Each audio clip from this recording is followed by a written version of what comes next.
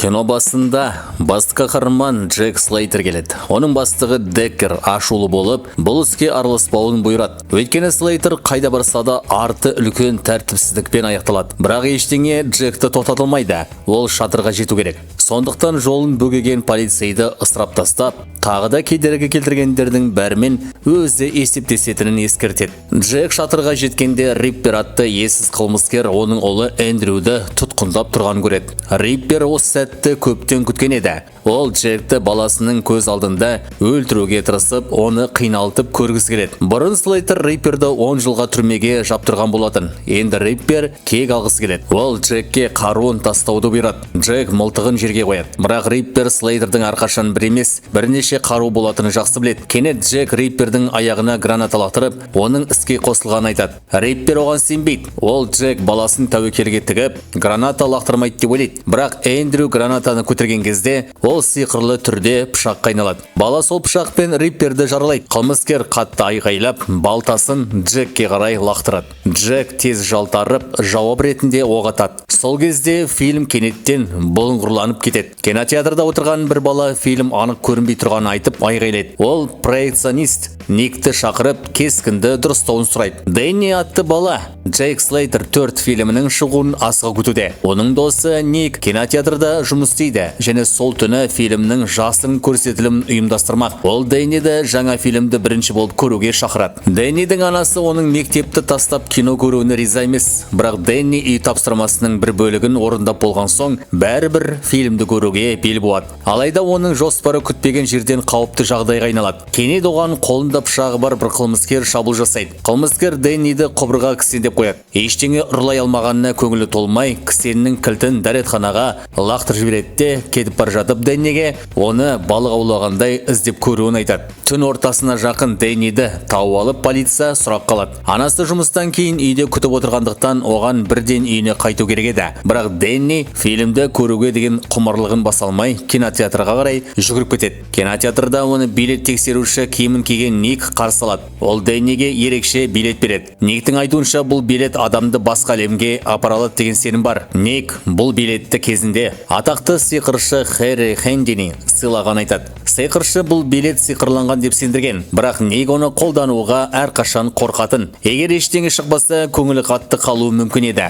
Соңында Ник билетті жыртып, Дэнниді кинотеатрға кіргізеді. Джек Слейтер 4 фильмнің бұл арнайы көрсетілімі тек Дэнни үшін ұйымдастырылған еді. Арнольд Шварценеггер.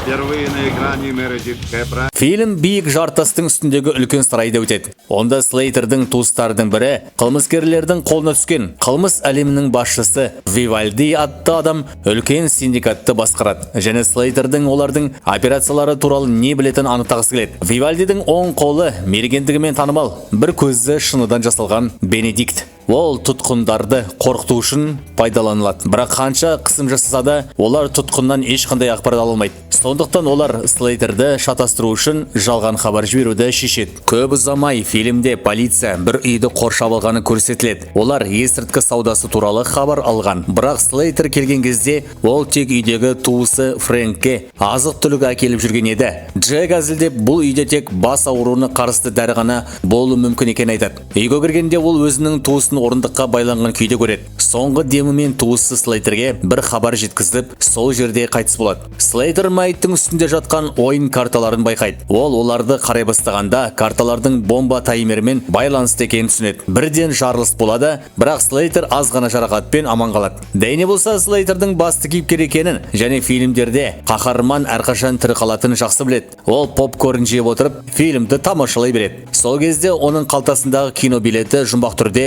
жарқырай бастайды. Кенет фильмдегі динамит экраннан ұшып шығып, кинотеатрға түседі. Дэнни одан жалтарып үлгергенде, бір сәтте өзін Джек Слейтердің көлігінің ішінде көреді. Джек Дэннидің қайдан пайда болғанын түсінбей таңғалады. Ал Дэнни болса, атыс, шабыс, қуғын және асы, дысы, музыка ойнап тұрған нағыз экшен көрінісінің ішінде жүргеніне қатты қуанады. Осылайша Дэнни фильмнің бір бөлігіне айналған түсінеді.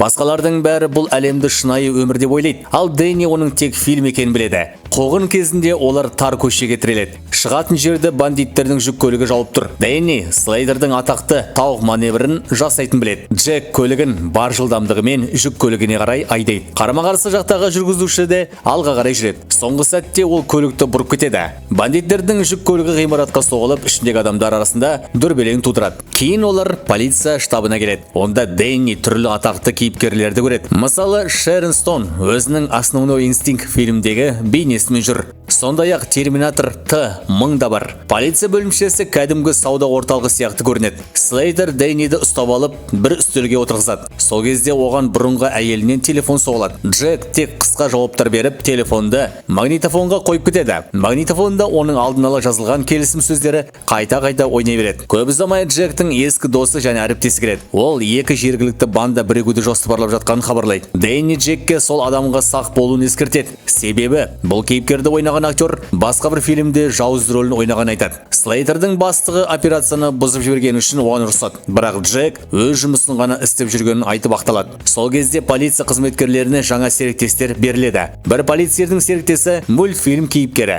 сөйлейтін мысық болып шығады. Дэнни осыны пайдаланып, Слейтерге олардың фильмнің ішінде жүргенін дәлелдеуге тырысады. Бірақ Джек бұған сенбейді. Бастық тіпті мысықты ең жақсы офицерлердің бірі деп мақтайды. Дэнни Слейтердің бастығымен ұрысып жатқанын көріп күледі. Ол олардың шын өмірде жақын достар екенін айтып береді. Бастық Дэннидің мұндай құпияларды қайдан білетінін түсінбей қалады. Слейтер жеке өмірі туралы ешкімге айтпайтынын бәрін біледі. Дэнни бұл ақпаратты бірінші Джек Слейтер фильмін көргенде білген айтады. Қатты сұрақтар қойылып, жарық шам астында тексерілгеніне қарамастан, Дэнни бәрі фильмнің кейіпкерлері екеніне сенімді болып қалады. Сондықтан бастығы Дэнниді Слейтердің жаңа серіктесі етіп тағайындайды. Слейтер оған 10 минут қана уақыт беріп, фильмнің ішінде екендерін дәлелдеуді талап етеді. Әйтпесе оны атып тастағандай болып қорқытатындай айтады. Бірақ Дэнни қорықпайды. Себебі фильмдерде қаһармандар балаларға зиян келтірмейтін біледі. Дәлел ретінде ол Джекті бейнекассета жалға беретін дүкенге апарады. Онда фильмдердің мұқабасында Сильвестр Сталлоне Терминатор рөлінде бейнеленгенін көрсетеді. Дэнни бұл өте таңғаларлық екенін айтып, Сталлоне Шварценеггерге тән рөлді тамаша ойнаған мақтайды. Содан кейін Дэнни Джекті оның туысы Фрэнк азапталған үйге апара алатынын айтады. Бұл Джектің қызығушылығын оятады. Олар жолға шығады. Жолда Дэнни оның фильмге әкелген билетті көрсетеді. Бұл билет оларды қайтадан шынайы әлемге де апара алуы мүмкін. Бірақ оны қалай іске қосатынын Дэнни білмейді. Осы кезде есік қайта ашылып, бір көзінде шыны көзі бар Бенедикт шығады. Ол бұрын болған түсініспеушілік туралы сөйлескісі келеді. Джек Бенедикттен күннен қорғайтын көзілдірігін шешуді де талап етеді. Бенедикт оларды иттермен қорқытып, ертеңге дейін тірі қалмайтындарын айтып қорқытады. Ұзақ қарсыласудан кейін Бенедикт шыны көзін көрсетеді. Дэнни оның өз бастығын жек көретінін және Джектің туысы азапталған күні арнайы жоспар болғанын айтады. Бенедикттің бастығы Слейтердің олар туралы ақпаратты қайдан алғанын түсінбей, алдымен сатқынды, содан кейін Слейтердің өзін өлтіруді бұйырады. Осы уақытта Джек пен оның жаңа серіктесі Слейтердің қызына баруға жолға шығады. Уитнидің үйінде отырған кезде кенет есік қағылады. Есікті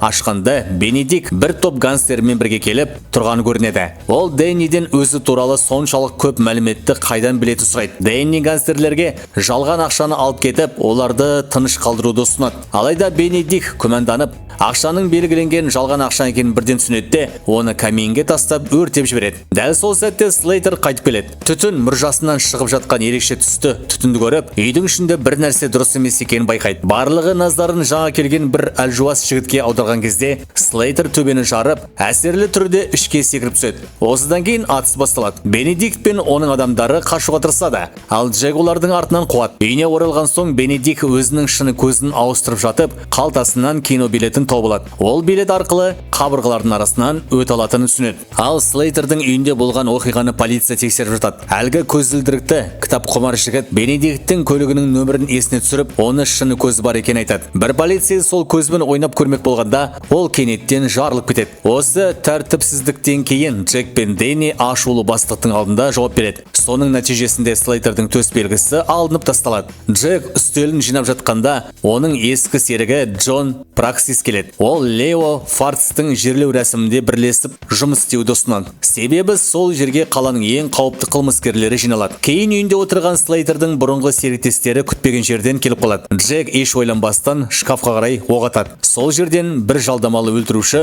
құлап түседі. Бұл оның әрдайым сақ жүретінін көрсетеді. Слейтер соңғы кезде үнемі ажалдан әрең құтылып жүргеніне алаңдайды. Дэнни Вивальдидің айтқан сөзін есіне түсіріп, Лео Фартстың жерлеу рәсімі туралы айтады. Осы кезде Джек бәрін түсінеді. Қылмыскерлер Леоның денесіне жарылғыш пен жүйке газы жасырған. Олар Трелли бандасын жойып, қаланы толықтай өз қолдарына алмақ. Жерлеу рәсіміне Бенедикт Леоның саусағын тартып, бомбаның таймерін іске қосады. Оқиға орнына келген Слейтер Дэнниге көлікте қалып, қажет болса қаруды қолдануға дайын болуын тапсырады. Ал өзі ішке кіреді. Ол Праксиске жарылыс жоспары туралы ескертуге тырысады. Бірақ көп ұзамай Праксистің сатқын екенін түсінеді. Қақтығыс кезінде Праксис Джекті жеңіп, Дэнниді ұстап алады. Дэнни мылтықты қолдануға батыл жетпей, ақырында құбырға кісенделіп қалады. Екі серіктесті тұтқынға түсіп, жағдай өте қиын болып көрінеді. Бірақ күтпеген жерден полициядағы мультфильм мысығы көмек келеді. Ол бөлімшедегі ең жақсы офицерлердің бірі саналады. Джек Дэнниге 2 минут ішінде кранды ғимараттың төбесіне жалғауды тапсырады. Дэнни кран жүргізушісін көмектесуге көндірмек болады. Бірақ жүргізуші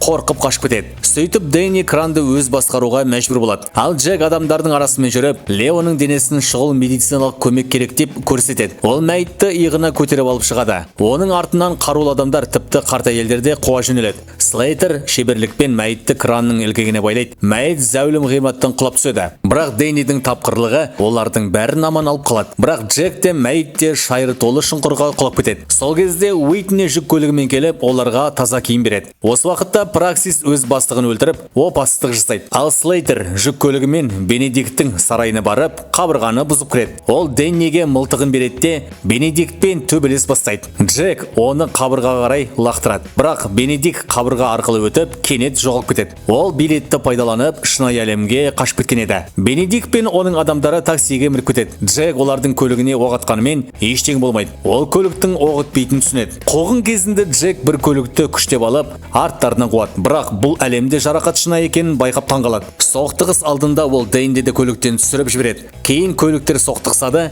Дэнни батырын өлді деп ойлағанымен Джек аман қалады. Көліктердегі қауіпсіздік жастықшалары бәрін сақтап қалады. Бірақ жаулар көрінбей кетеді. Олар билетті тағы қолданған болуы мүмкін. Дэнни өз басынан өткен оқиғаны Никке айтып береді. Ник бұрын билетті пайдаланбағанына өкінеді. Енді ол Бенедикттің қолында. Ник Слейтермен кездескенде қатты құрмет көрсетеді. Бірақ Джек өзінің тек ойдан шығарылған кейіпкер екенін біліп, көңілі түсіп кетеді. Дэннидің анасы оның жоғалып кеткеніне қатты алаңдайды. Кейін ол Джекпен кездеседі. Джек өзін әзілдеп Арнольд Браншвагермін деп таныстырады. Үйде Джек пен Дэннидің анасы шын жүректен сөйлесіп, екеуі Дэнни үшін алаңдап жүргенін түсінеді. Ал Бенедикт өзінің жаңа күшін пайдаланып, Less Acting Hero фильмінің 3-ші бөлімдегі Рипперді шынайы әлемге шақырады. Ол Рипперге кек алу мүмкіндігін ұсынады. Дэнни Бенедиктті таксиде көріп, жағдайдың қаншалық қауіпті екенін түсінеді. Газеттен олар қылмыскерлер Джек Слейтер фильмінің премьерасына бара жатқан біледі. Ол жерге көптеген кино жұлдыздары, соның ішінде Арнольд Шварценеггер де келеді. Шварценеггер журналистерге болашақ фильмдер туралы айтып тұрған кезде Джек пен Дэнни де сол жерге жетеді. Джек Бенедикттің жоспарын түсінеді. Ол Шварценеггерді өлтіріп, Джек Слейтер мәселесін бір жолы шешпек. Риппер өзін фильмдегі актер ретінде көрсетіп, шабуыл жасауға дайындалады.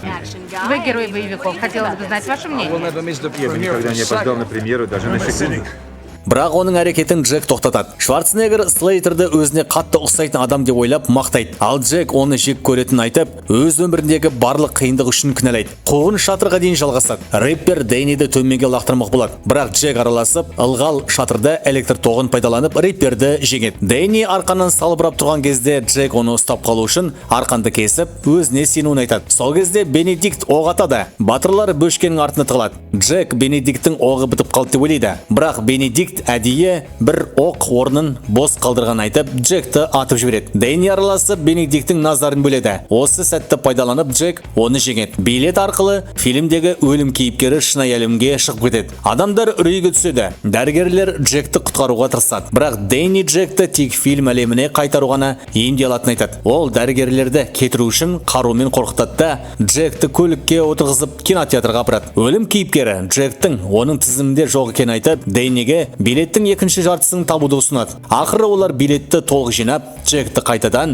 фильм әлеміне қайтарады. Ол жерде ауыр жарақат тек жеңіл сызатқа айналады. Слейтердің әлемінде бәрі қайтадан бұрынғыдай жалғасады. Бастығы оны іздеп жүреді, ал мультфильм мысық дәрігер шақырады. Осы әлемде Джектің жарасы болмашыған нәрсе болып шығады. Оқиға осымен аяқталады.